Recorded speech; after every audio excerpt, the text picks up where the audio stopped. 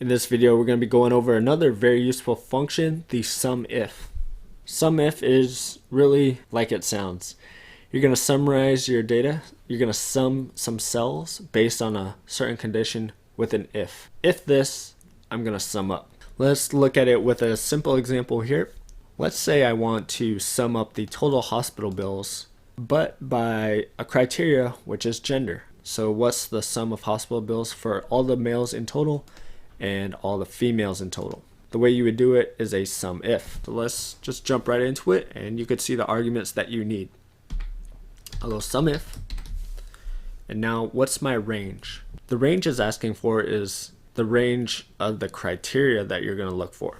So in my case, I'm looking for the gender range.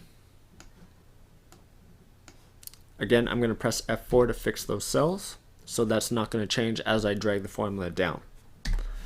Now what's the criteria? My criteria is actually in cell A5, so I'm going to click that.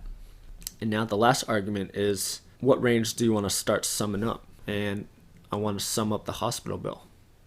So I'm going to press F4 again to fix those cells. I'm going to close this off. So there you go. I get 1245. Now let me drag this down. 655. So if I press F2, it's going to show me what it's doing. So SUMIF, this criteria range is looking up F in A6 and summing up this range, which is great. So that's how you use a SUMIF. As an actuary, it's always a good deal. Try to cross-check your work and do that. So the sloppy method is to do a sum and just start counting up. Just start picking the males here with separate with commas. And you can tell how dangerous this could be if you're not careful. But I get 1245 that way. And if I sum up the females the same way, click that person, these three people, and Susan. And if I close that with the parentheses, I get 55.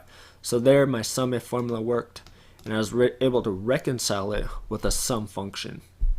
So there you go. Now you know how to use the SUMIF function.